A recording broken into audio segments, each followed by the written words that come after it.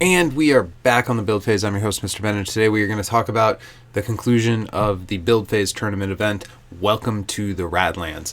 So last night, the finals took place. This was a best of 3 series between 2 of our players, and we're going to get to the Swiss results and the final standings in the tournament here in just a minute. But first, I wanted to make everybody aware on this channel that you're watching right now, there is a playlist called Welcome to the Radlands.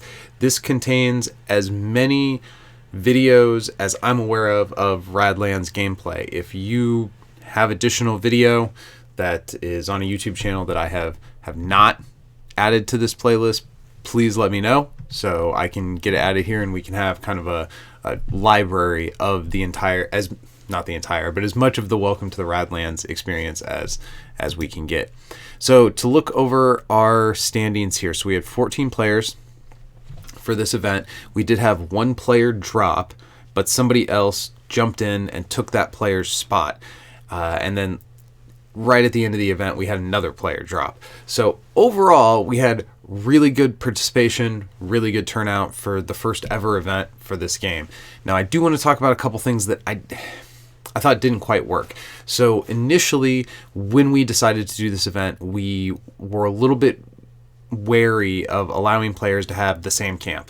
So me and my opponent both end up with a Juggernaut. And while that's kind of fine with regard to like the people in the event cards, because there's multiples of those in the event or in the draw deck anyway, with camps, we were worried that it could create unintended board states, might feel samey. Like there were a few different things that we were worried about, and it turned out none of those fears were valid. The format that we came up with as far as how to handle the camps was a draft system where players were essentially able to pick 6 camps and work with them.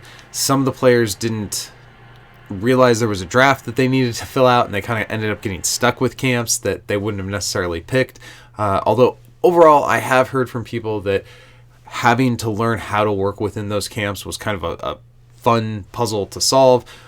Overall, the feedback has largely been, hey, having the same 6 camps for game after game after game it's more like having 3 camps. For most people, they found the combo that worked. It just didn't ultimately end up being as good as the default game rules, which is draw 6 random camps out of the stack of, I think it's 32, and choose 3 from those 6. So going forward, now knowing that we don't have to be afraid of players having the same camp, I think we're just going to have players in their own home. You've got your camp deck, I've got my camp deck. We each draw 6, we choose our 3, and if we happen to have duplicates, so be it. We have duplicates. No big deal.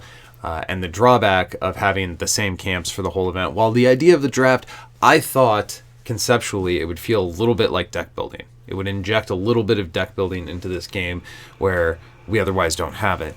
And while it does do that, it's not superior to playing the game rules as printed. So for our next event, we're going to do away with the camp draft, and we're probably going to do more or less what I described a moment ago.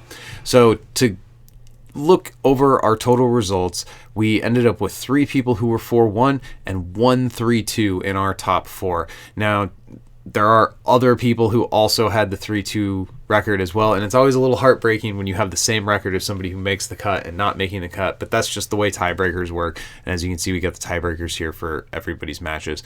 So overall, I just want to kind of sum up the experience of doing this. I was not sure what the turnout was going to be, and I was not sure how the event was going to run overall. As everybody knows, Radlands is supposed to be played face-to-face with a single deck of cards, and the rules that we came up with for playing over webcam definitely had the potential to create unfun game states, to create kind of things that were maybe not tested for. And since the game's so new, it would be a real bummer for somebody's first experience to be in this play environment where maybe things weren't optimal.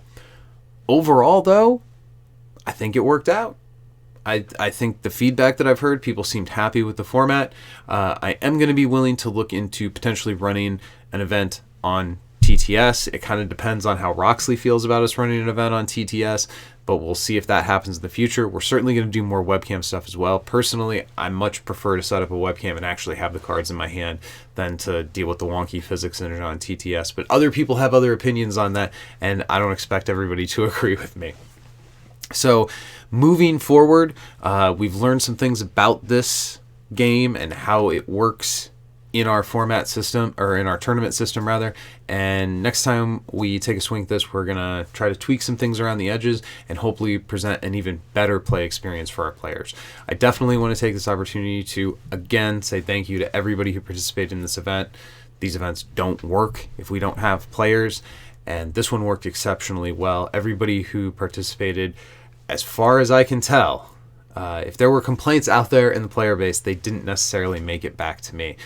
People seemed to really get along. When there were disagreements about rules issues, it was talked out between the players. We didn't have a lot of issues, or we didn't have any issues as far as things getting acrimonious between players, and for that I just thank everybody. It is a little bit of an ask to try to set up a webcam and play the game slightly off from the way that it was originally intended, and everybody being cool and respectful and kind to each other warms my heart, and it's the reason we do these kinds of events, is for people to be able to have these fun experiences. And even though my record is really disappointing overall for this event, I also had a good time meeting new people and playing this game that I have come to just obsessively love since it came out in December.